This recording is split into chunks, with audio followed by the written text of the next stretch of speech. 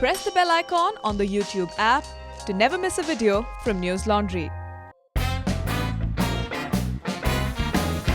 Hello and welcome to News Laundry Interviews. Today I have with me the internet sensation, a YouTube star, the very young 23-year-old Dhruv Rathee. Hi Dhruv. Thank you. Welcome. Thanks for having me here. Yeah, I'm meeting you for the first time. I've seen enough of you on YouTube, as I'm sure many of you have. You have 1.3 million subscribers on YouTube channel, which is, I think, at least 1 million more than News Laundry. Is that right, Karthik? I don't know.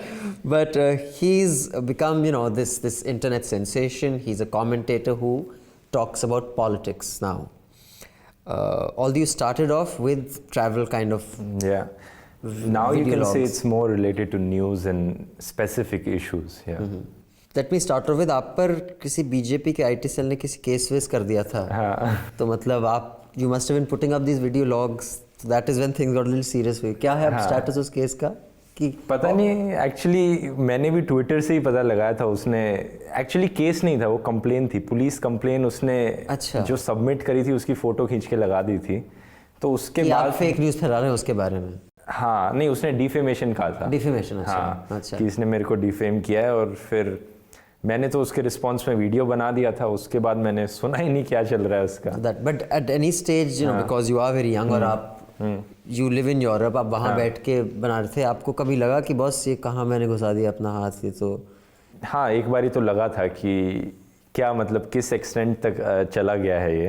अच्छा. उसके बाद मैं थोड़ा careful रहता हूँ कि किसी को इतना स्पेसिफिकली पॉइंट आउट नहीं करना कि कोई डिफेमेशन केस कर दे.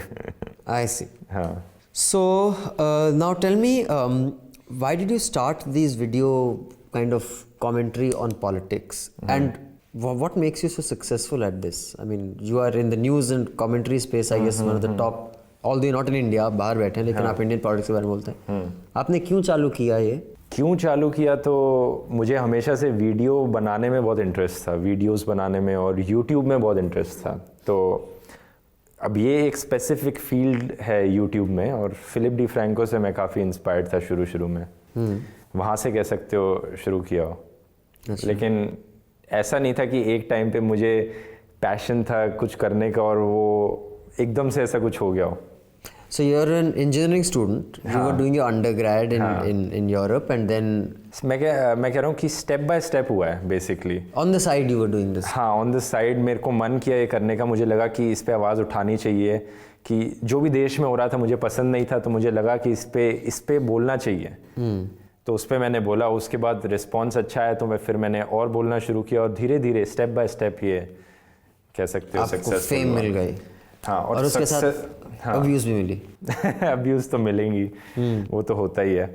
और सक्सेसफुल होने का रीज़न क्या था ये तो मैं भी नहीं बता सकता एक्चुअली. लेकिन जो और लोग मुझे कहते हैं, वो कहते हैं कि बोलने का तरीका बहुत सिंपल है, आराम से बात करते हो, और मेन स्ट्रीम मीडिया से कॉन्ट्रास्ट है.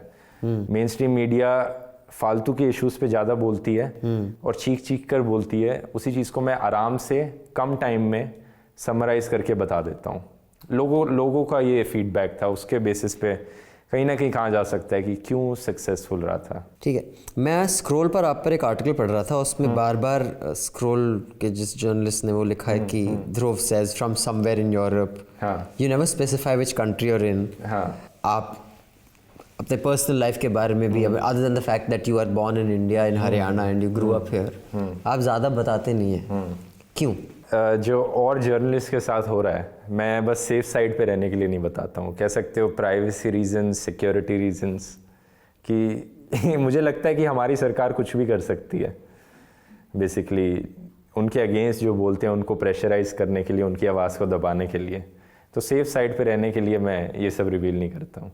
I see. Okay, so there's a genuine insecurity in people who are close to you that you don't want to be able to identify too much. उनको इसमें घुसाना ही नहीं है, बीच में सेपरेट रखना है personal life को उससे. मुझे कभी इसमें भी इंटरेस्ट नहीं था कि जो व्लॉग्स होते हैं ना पर्सनल लाइफ पे बनाए जाते हैं. मुझे थोड़ा ज़्यादा ही लगता था ये भी कि प्राइवेट लाइफ में ज़्यादा ही हो रहा है. तो थोड़ा सेपरेट रखना काम को पर्सनल लाइफ से. So you see yourself as a journalist, as a commentator, as a Aam Aadmi regular man.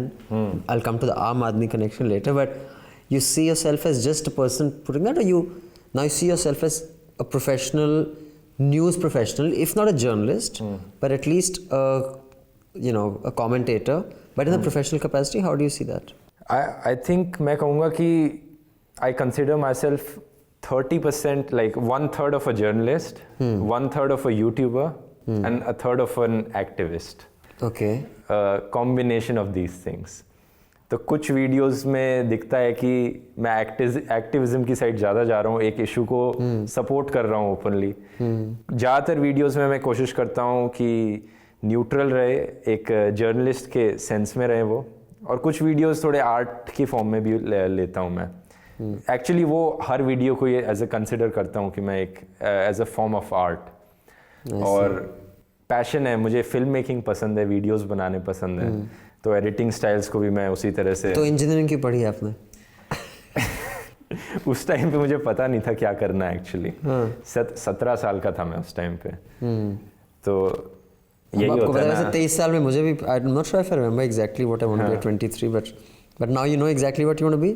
हाँ, अब मुझे थोड़ा आइडिया ज़्यादा बेटर हुआ है उससे, लेकिन 100% श्योर नहीं कहा जा सकता. हाँ, बट अभी क्या, अभी इसी में ही एक एज एन इंडिविजुअल यूट्यूबर ही मुझे आगे जाना है इसी फील्ड में. Okay, now when you say you see yourself 30% as a journalist, I was seeing, I mean, although it was just a tweet about some tax files that are getting burned, but people see you as someone who disseminates news. And in some of your videos, an inaccurate fact will go. Now, and obviously like News Laundry, which is maybe, a team of 12, 15 editorial people, large organizations have hundreds. You are alone. So, by default, it is inevitable certain errors will go through. हाँ, कुछ because there are no गलतियाँ तो filters. होंगी, definitely. ऐसा नहीं है कि भाई आपका कॉपी डेस्क है वो देख रहा है, फिर एक एग्जीक्यूटिव एडिटर देख रहा है, आप देख रहे हो, आप ही रिकॉर्ड कर रहे हो, आप एडिट करके आप. लेकिन कई बार इसके लिए मैं क्या करता हूँ कि कोई वीडियो की स्क्रिप्ट मैंने तैयार करी, तो चेकिंग के लिए मैं उसे एक्सपर्ट से कंसल्ट कर लेता हूँ. अच्छा. उन्हें स्क्रिप्ट भेज देता हूँ कि बताओ इसमें कोई गलतियाँ हैं कि नहीं. और कई बार जब इश्यूज बहुत ऐसे होते हैं जिनमें की गलती हो सकती है, तो मैं पूरा का पूरा वीडियो ही पहले और लोगों को दिखा देता हूँ और बोलता हूँ कि इसमें गलतियाँ निकालो. I see. तो आप में ऐसे through your personal network of experts editorial filters ऐसे बना के रखा. हाँ, जैसे कोई इन्वायरमेंट रिलेटेड वीडियो था तो उसमें ग्रीन पीस के एक्टिविस्ट को मैंने कंसल्ट किया था कि एक्चुअली बताओ ये सही बोला है मैंने यहाँ पे कि नहीं बोला है. और ऐसे ही इकोनॉमिक्स रिलेटेड वीडियोस में भी मैंने इकोनॉमिस्ट से कंसल्ट किया है, सीए से कंसल्ट किया है. म्यूचुअल फंड का वीडियो था तो म्यूचुअल फंड वाली कंपनी से कंसल्ट किया है. But still do errors go through sometimes because people introduce you often as someone who fact checks. हाँ, इवन समटाइम्स एरर्स तो आएंगे, डेफिनेटली आएंगे. कितना भी कर लो, अब आप बात कर रहे हो न्यूज़ ऑर्गेनाइजेशंस की, अब कितने उनके चेक्स एंड बैलेंसेस होते हैं, फिर भी एक ऐसी न्यूज़ की 2000 के नोट में एक जीपीएस चिप है, ये न्यूज़ कैसे आ जाती है? हाँ, गुड पॉइंट. एरर्स तो सभी में ही आएंगे, लेकिन मुझे लगता है जो मेरा मैकेनिज्म है इसे फैक्ट चेक करने का, वो इन ऑर्गेनाइजेशन से कहीं ना कहीं बेटर है. ओके. रिजल्ट देख के, क्योंकि So do you see yourself as a news professional in the medium run at least? As a journalist, हाँ. As a news professional, आप journalist कर लो, थोड़ा artist हो गए, मतलब news related. तो where will you go with this fame? What do you want to do with it now?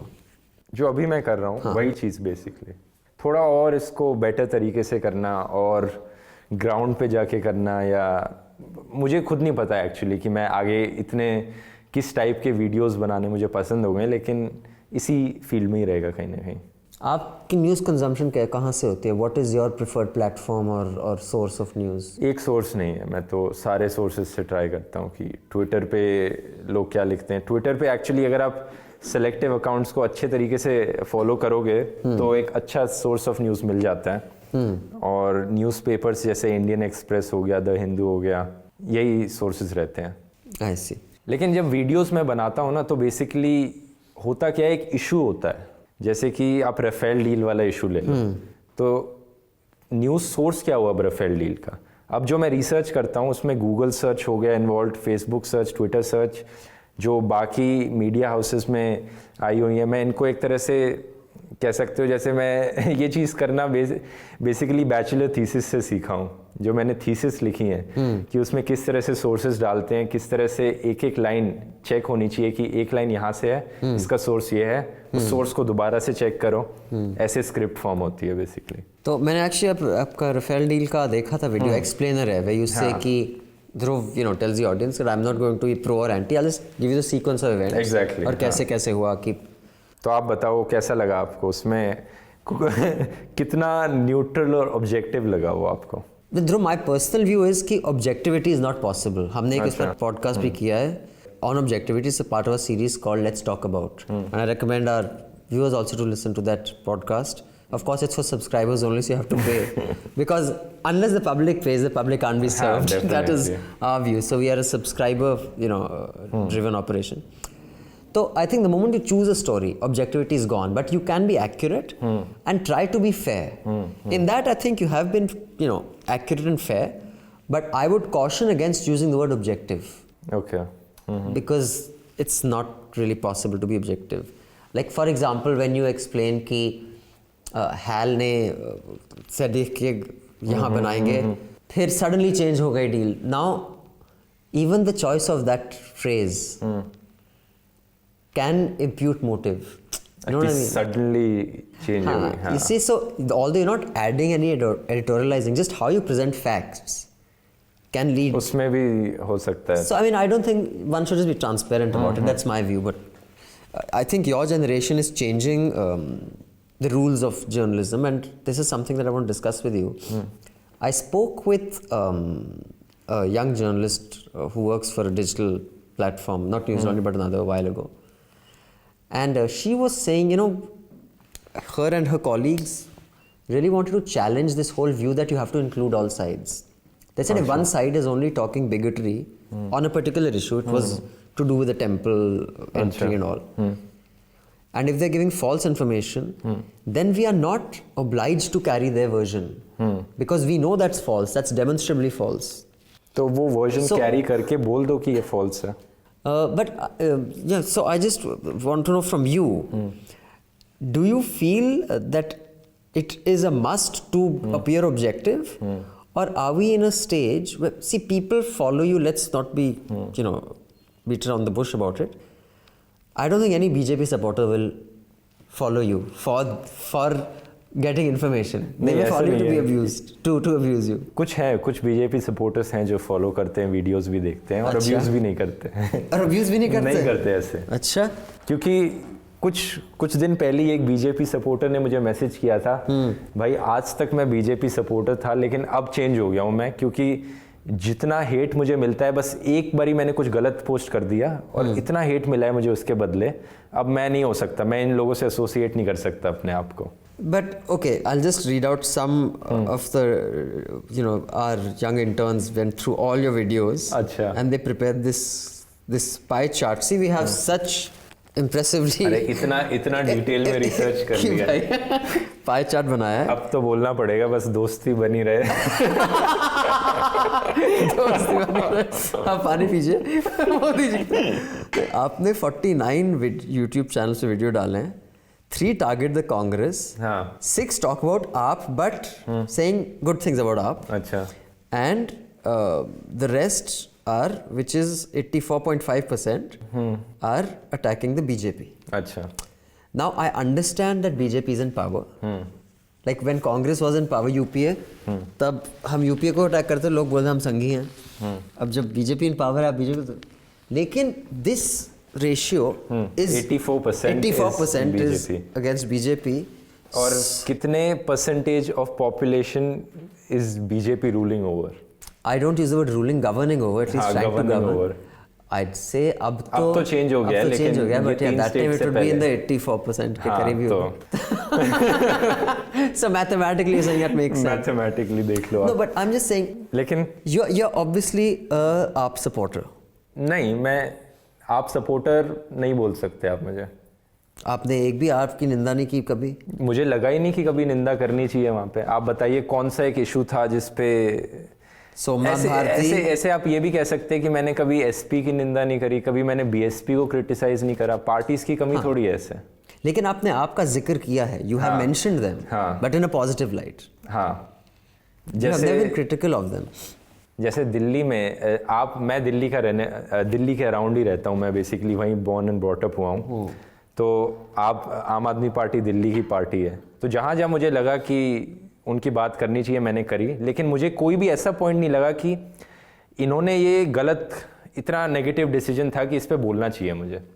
उनके बारे में मैं नेगेटिव बता देता हूँ, मुझे क्या लगता है। मुझे लगता है कि अरविंद केजरीवाल थोड़ा कहीं ना कहीं मोनोपोली चाहते हैं आप में, किसी और लीडर को खड़े नहीं होना देना चाहते वो। अच्छा। अब लेकिन ये from a perspective of a common person, उन्हें फ़र्क क्या पड़ रहा है कि पार्टी में क्या चल रहा है, पार्टी की पॉलिटिक्स क्या है। तो मैंने इस चीज़ पे कभी ओपनली बोला नहीं है, ये पहली बार है मैं बोल रहा हूँ इस बारे में। उसके अलावा तो मुझे लगता है कि जो चीज़ें मैंने बोली हैं वो मेरी तरफ से सही थी। ठीक है, वो ओपिनियंस थे मेरे। But at least your coverage and of your video and the data suggests that you are not very fond of the BJP at all. Why is that? लेकिन बीजेपी की मैंने तारीफ भी करी है जब मुझे लगा है कि करनी चाहिए। जैसे कि अभी रिसेंटली ईस्टर्न पेरिफेरल एक्सप्रेसवे में नितिन गडकरी जी को ले लो, या फिर पीयूष गोयल जी की रिन्यूएबल एनर्जी पॉलिसी ले लो, इलेक्ट्रिफिकेशन ले लो, स्वच्छ भारत ले लो, तो जिन चीज़ों पे मुझे लगा है दे डिजर्व द प्रेज, मैंने वहाँ किया उनका। I see. So, but you don't see yourself as ideologically committed, like many people. Ideologically, I would say I'm a centrist and a liberal. Okay. But you're not committed to one party or the other. You're happy trashing anybody who doesn't. Exactly. Okay. So you have no such. Okay. What is your biggest complaint against legacy media, big media? What do you think they've done wrong, and what do you think they've done right? Wrong right में तो क्या बोलेंगे। Well अखबार भी हैं वैसे। आप तो यूरोप में हैं, आप अखबार पढ़ते नहीं। टीवी न्यूज़ के बारे में बात कर रहे हो या न्यूज़पेपर्स के बारे में बात कर रहे हो? Well television news makes more noise, so I guess it has more audience, but a lot of the stories come from print, the serious ones. मुझे लगता है टेलीविजन न्यूज़ में 24/7 न्यूज़ चैनल्स बनाना यही एक गलत स्टेप था, क्योंकि एक 24/7 न्यूज़ चैनल हैं तो उन्हें फिलर डालना ही पड़ेगा, उन्हें कुछ ना कुछ ऐसा बनाना पड़ेगा कि हमारे पूरे 24 घंटे में कुछ ना कुछ तो चलता रहे। और ये न्यूज़ के पर्सपेक्टिव से गलत है, क्योंकि हो सकता है इतनी न्यूज़ ही ना हो आपके पास। Then you have to manufacture it. हाँ, then you have to manufacture news, और फिर आपको ज़बरदस्ती खींच के, एक्चुअली ये उसमें भी दिखता है आपको, अगर 1 घंटे की भी डिबेट हो रही है, हो सकता है उस डिबेट का कंक्लूजन 12 मिनट में ही निकल जाए, पर डिबेट तो नहीं खत्म करेंगे वो, क्योंकि उन्हें अपना 1 घंटे का प्रोग्राम पूरा करना है, तो पूरा करेंगे वो 1 घंटे का प्रोग्राम। तो ये भी न्यूज़ के पर्सपेक्टिव से सही नहीं है जो हुआ।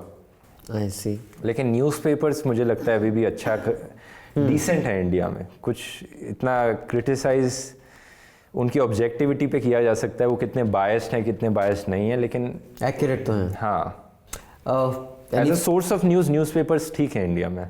You have any favorite journalists, any news platforms that you really like, you think do great work? Or? On TV news, I can say Ravish Kumar and Faye D'Souza. Okay. You think they do good journalism? Yeah. And other than that, any inspiration or motivation you get from other news organizations, sources, people? Where does Dhruv Rathee get his inspiration from? Not really one source. तो अलग अलग ही मैं कहूँगा कि जैसे मैंने बताया ना, यूट्यूबर में जैसे कि मैंने फिलिप डी फ्रैंको से काफ़ी इंस्पिरेशन ली है, और एक्चुअली फॉरेन मीडिया में मैंने ज़्यादा देखा है, वहाँ से ज़्यादा इंस्पिरेशन ली है। इंडियन मीडिया इतना नहीं देखा है मैंने। व्हाट इज अच्छा, आप तो अपने अंडरग्रेड के लिए एज अ टीनेजर ही चले गए थे, तो तब से आप इंडिया में रहे नहीं हैं, तो वहाँ पर क्या इन्फ्लुएंसेस हैं आपके, media influences? It's again primarily digital और you?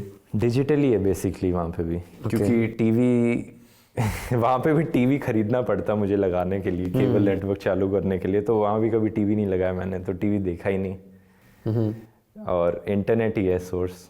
So now you've been abroad for 6 years. You plan to come back? I'm not sure actually. Why not? Decide नहीं किया अभी कुछ, लेकिन नियर टर्म में तो नहीं आऊँगा, क्योंकि जिस तरह से जर्नलिस्ट यहाँ पे इंडिया में रहने वाले जिस तरह से गवर्नमेंट इंडिया में रहने वाले जर्नलिस्ट को टारगेट करती है, तो ताकि मैं जो कर रहा हूँ वो कर पाऊँ, ये बाहर से ही पॉसिबल लगता है अभी के लिए मुझे, इतने इंडिपेंडेंस से। जो लोग इंडिया में है वो कर रहे हैं डेफिनेटली, लेकिन उनके ऊपर प्रेशर बहुत है और स्ट्रेस भी बहुत है इस चीज़ का, तो मैं इस स्ट्रेस और प्रेशर से नहीं डील करना चाहता. Okay, I mean, I'll just tell our audience, I was discussing with Dhruv just before I started the interview about, you know, his concern about the safety of him, his family and people who are close to him. That is why he's a bit guarded about his personal life and where he lives or where, you know, his family is. But I will say, Dhruv, I mean, I don't know whether you're getting this impression from mainstream media. There is a danger. हमने खुद इस पर काफ़ी stories किए news laundry में. सहारनपुर में एक journalist का मर्डर हुआ था, शाहजहांपुर में हुआ था. We've done a whole bunch of them in Chhattisgarh. There's a lot of insecurity, but it's not that bad. I mean, in the sense that murder के सेंस में बैड नहीं है, मुझे भी नहीं लगता, लेकिन इकोनॉमिकली जो टारगेट करते हैं, जैसे NDTV के मैंने सुना है कि एडवर्टाइजर्स को टारगेट करते हैं वो, ताकि वो अपना प्रॉफिट ना ले पाएँ. अभिसार शर्मा को, पुण्य प्रसून वाजपेयी को चैनल से निकाल दिया ताकि वो अपना काम ना कर पाए. और तरह का ये जो प्रेशर और स्ट्रेस बेसिकली.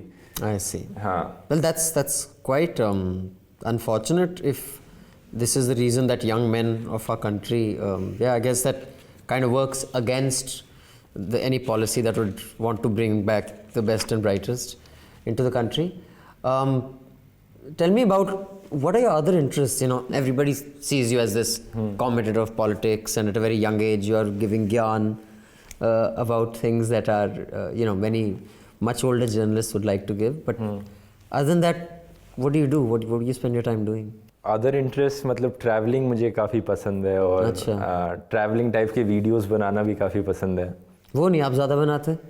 अभी तो इस चीज़ में ज़्यादा हो गया है, लेकिन मैं सोचूंगा, अभी प्लान्स है मेरे कि किसी तरह से इसको कंबाइन किया जाए दोनों इंटरेस्ट. Politics and travel. हाँ. That's interesting. For that, India is the best. Yeah, you'll have to travel from Kashmir to Kanyakumari. तो ये हैं प्लान्स हैं अभी करने के 2019 में. One more thing, you have become such a internet sensation that there is actually a community of people called the Squad. हाँ, the Dhruv Rathee. The Dhruv Rathee Squad. हाँ. So there's a Dhruv Rathee Squad. I mean, it's almost like Amit Shah का एक IT cell है, ध्रुव राठी का भी एक IT cell है. उसमें कितने, क्योंकि हमारे एक इंटर्न आए थे, वो आपके स्क्वाड का हिस्सा हैं, तो उन्होंने मुझे बताया था कई हजार लोग हैं उसमें जो आपका ट्रेंड कर देता है. ध्रुव राठी जो भी बोलता है, मतलब आपका एक कल्ट है, ध्रुव राठी ग्रुपीज. उसका पर्पस ये था कि एक्चुअली दो तीन पर्पस थे उसके. एक तो ये था कि इतनी सारी फेक न्यूज़ हैं फेसबुक पे, उसे जब तक रिपोर्ट नहीं करते, और हेट स्पीच भी है, उसे रिपोर्ट नहीं करते तब तक फेसबुक हटाता नहीं है उसको.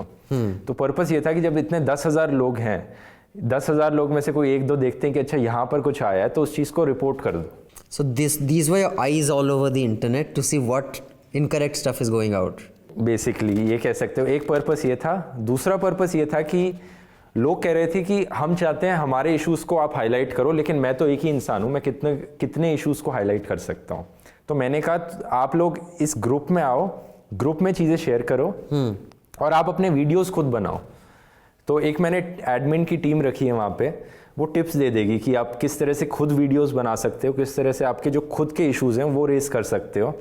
और अगर कभी ऐसा कुछ हुआ कि वहाँ पे किसी इंसान को लगा कि मतलब कि ये इशू बहुत सिग्निफिकेंट है, तो मैं भी वहाँ से देखकर उस इशू को पकड़ लूँ और हाईलाइट कर दूँ उसे.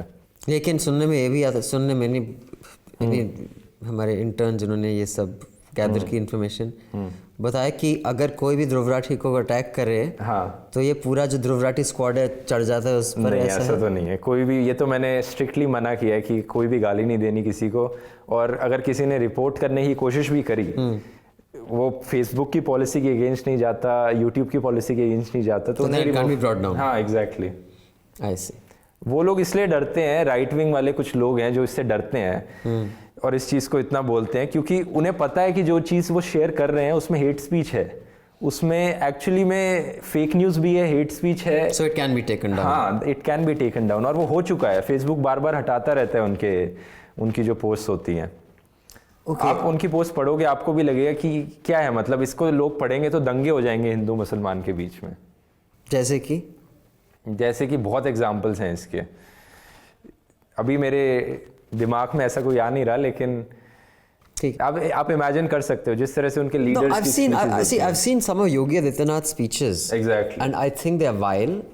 I think he's a vile man, and I have no qualms in saying it to appear to be, neutral and all that. And it's a disgrace a man like him can be chief minister in our country. But I've seen some of his speeches. I don't think they should be against the law.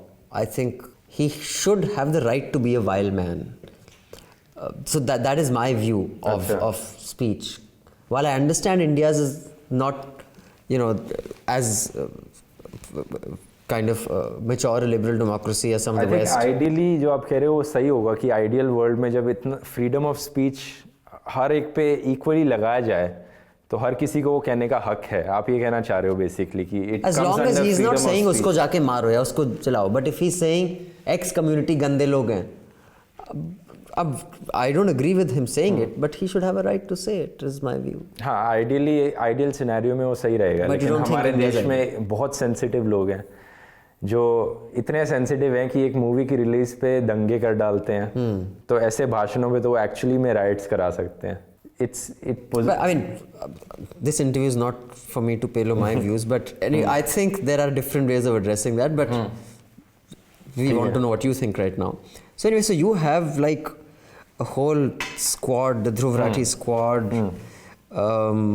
You ever feel that this kind of power at a young age like yours, and you are, in your early 20s, when most kids are still in college, which you are actually,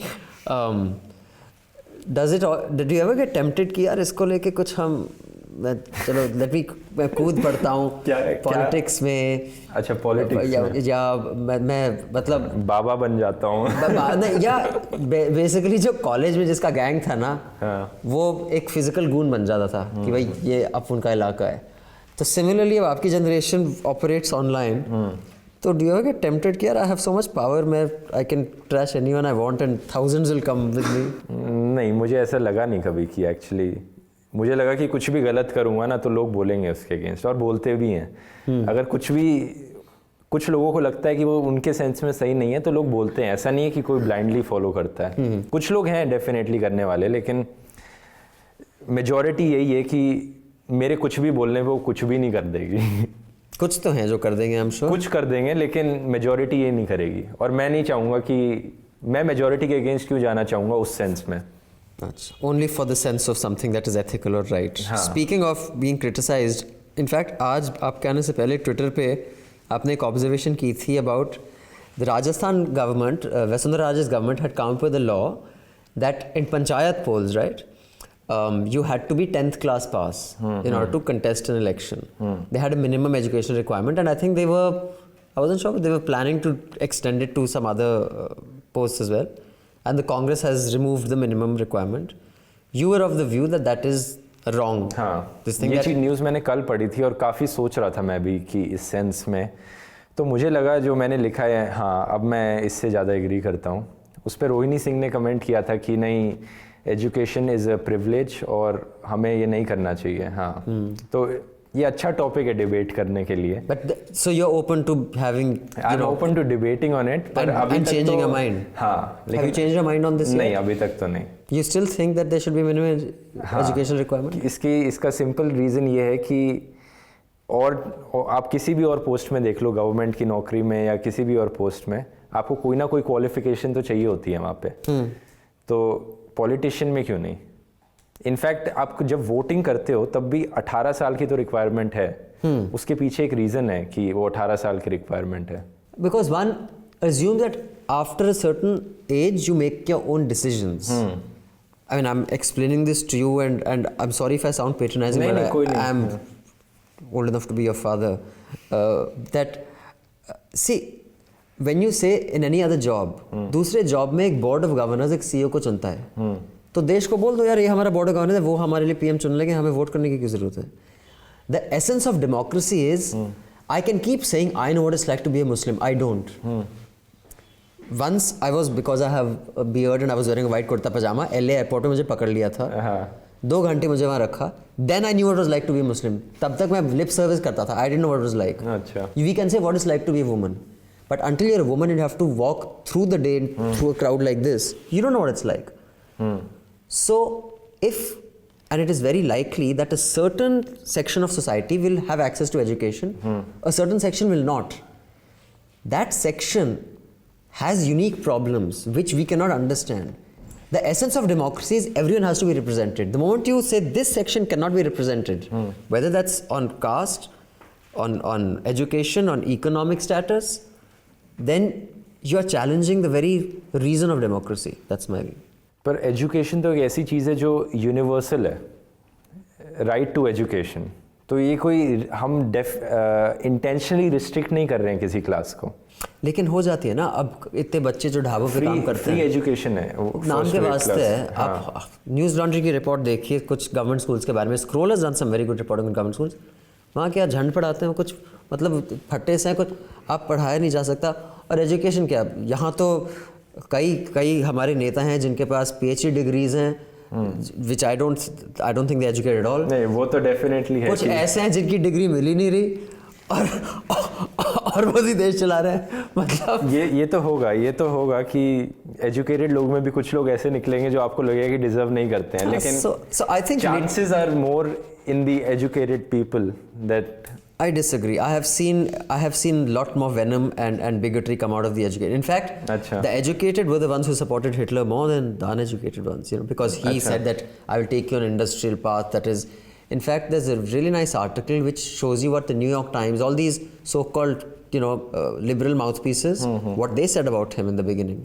It was the educated who supported him. I have heard an educated NRI saying, in fact, I want to ask you about NRIs, this Canada-based NRI, saying there should be a minimum qualification even for vote. When these illiterate people vote, that is what's keeping our country back. I want to tell him, you schmuck, what makes you so fucking educated? The point is that guy was there. He had a very, this thing view of anyone should not be allowed to vote. ऐसे तो मैं बहुत लोगों से मिला हूँ actually. मेरे खुद के फैमिली मेंबर्स हैं जो बोलते हैं कि वोट देने का राइट सिर्फ एक लेवल के बाद होना चाहिए. और देखिए अब वही ये प्रॉब्लम कहाँ से आती है. मुझे लगता है कि हमने जो भी ये प्रिंसिपल्स अडॉप्ट करी हैं डेमोक्रेसी की, लिबरलिज्म की, इसे लिबरल डेमोक्रेसी कहोगे हम, जो भी जिस तरह से फंक्शन करती है, जिस तरह से 3 टियर में स्प्लिट हुआ है, जुडिशरी, एग्जीक्यूटिव, लेजिस्लेटिव, ये सब यूरोप से आया है. 1600 यूरोप से आया, 1700 वहाँ से आया. तो यहाँ पे लोगों को एहसास नहीं हुआ है कि एक्चुअली क्यों ये कर रहे हैं हम जो कर रहे हैं. behind it? It's just, I think that's a तो जब लोग समझेंगे तब अपने आप सीखेंगे, मुझे लगता है वो. So and do you ever feel, because a lot of your fans will be very young, and this is my personal view, feel free to disagree with it, I find that a lot of people who are very young go too far to be politically correct. And I've seen that you have also, got criticized for that. I want to know how you react to that. When you made an observation about certain conflicts where Islam is the reason of the conflict, and you had to come defending, people started attacking you on that.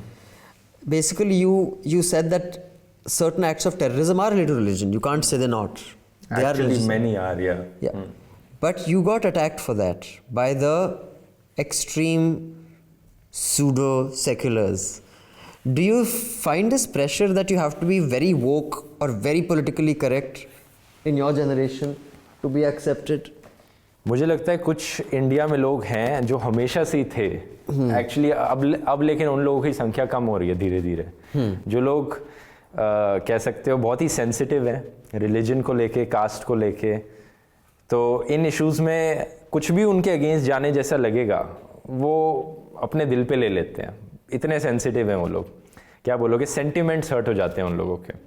Ideally क्या होना चाहिए, मैं जो चाहता हूँ कि eventually मैं accomplish कर पाऊँ कि किसी भी मेरे फैन के किसी भी कुछ भी बोलने से सेंटिमेंट हर्ट ना हो. जब तक मुंह से कोई चीज बोली जा रही है तो आपके सेंटिमेंट्स हर्ट नहीं होने चाहिए किसी भी aspect. You should be able to discuss it in a rational way. चाहे वो आपकी फैमिली को गाली दे रहे हो, चाहे आपके रिलीजन को अगेंस्ट बोल रहे हो, चाहे कास्ट के अगेंस्ट बोल रहे हो, नहीं होना चाहिए.